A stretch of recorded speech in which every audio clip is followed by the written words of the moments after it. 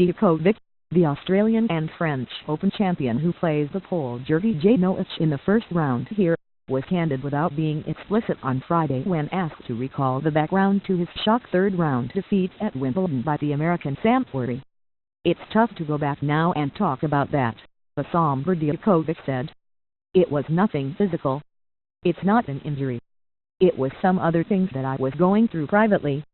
But it's nothing that was linked to the wrist injury I got in Rio." There was speculation at the time about his relationship with his wife, Jelena, although sources close to the player denied their marriage was in trouble.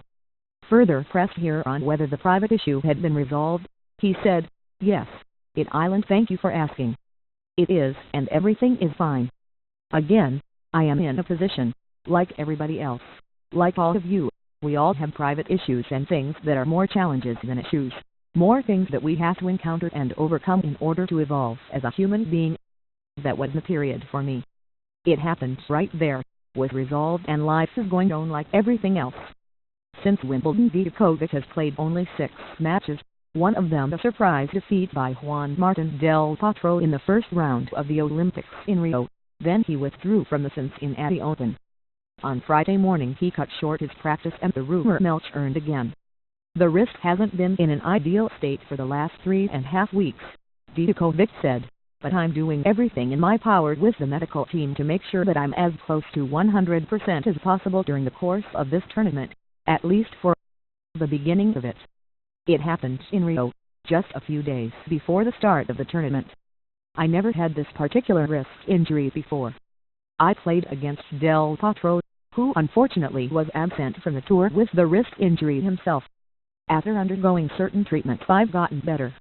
I'm just hoping that by Monday, when the tournament starts, I'll be able to get as close to the maximum of executing my backhand." If that was not a naive invitation for opponents to play to his backhand, naivety has changed meaning. Asked to elaborate on a screenshot that Jelena had posted on Instagram on Tuesday, showing him with his legs re-strapped in a supporting bandage, Djokovic said it was a transcutaneous electrical nerve stimulation therapy device. "Different medical experts are prescribing different methods," he went on. "What you have seen is the electricity treatments, trying to enhance the regeneration process of the wrist. But sometimes the time is what you need as an athlete, and because the US Open is around the corner, I don't have too much time. I try to compensate and improvise as much as I can." Djokovic tried hard to give the impression that his life and his tennis were returning to normal. It was easier to come away with the impression that he will struggle to defend his title. Rafael Nadal, on his side of the draw and lukewarm about the state of his own left wrist, said, "I know how tough it is being injured. I just hope Novak will be competing here." Andy Murray, the no-2 seed starting on the other side of the draw, recalled he had his own wrist injury problem 10 years ago and exercises the area daily. "When you play a lot of tennis, like Novak has, you can pick up niggles. Sometimes your body does need a break as much as anything. So the key imponderable in the men's draw at the beginning of the fortnight remains, can Murray, the Wimbledon and Olympic champion, carry his magnificent summer run into the autumnal conclusion to the Grand Slam season to knock Djokovic off the top of the world rankings." Murray did look tired in losing to Marin Cilic in the final in Cincinnati last Sunday, bringing his 22-match unbeaten sequence to an end. But he has recovered after taking Monday and Tuesday off, followed by some light workouts in New York. He will be thankful in some ways that his first opponent is the 31-year-old world No. 82, Lucas Russell, whom he has beaten in each of their 2 encounters. When they last bumped into each other, they did so literally, changing over in a 3-setter on the clay in Munich last year. In what might be the famous sledge in the history of sport, Murray told him, "No one likes you on the tour. Everyone hates you." They recovered from the trauma and made up. "Obviously a few things happened when we were on the court," Murray said on Friday.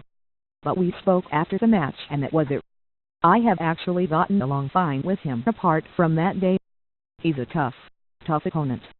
Beyond Russell in Murray's quarter of the draw like Grigor Dimitrov, who is looking more like his old self lately but not quite at the level when he beat Murray in the quarters at Wimbledon in 2014, and the 6th seed Katina Shikari, whom the scout invariably grinds down on the big occasion.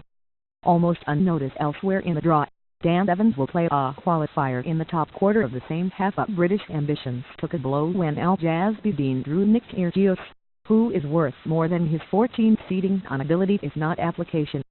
The British women's No. 1 and 14th seed here, Joanna Konta, plays the American wildcard Betanya Mattek-Sands, with the Olympic champion, Monica Hug, the resurgent Russian Svetlana Kuznetsova and rising American Madison Keys in her quarter of the draw. Heather Watson, who, like Konta, had a disappointing Olympics, plays a qualifier first up but finds herself in Serena Williams' quarter of the draw. Heather Watson will be pleased with her draw against the Dutch qualifier Rachel Hagenkamp, but Laura Robson, who fought against her worrying ball toss blues to beat the German Katjana Maria 7-6-5, 6-1, has drawn her compatriot Naomi Brody.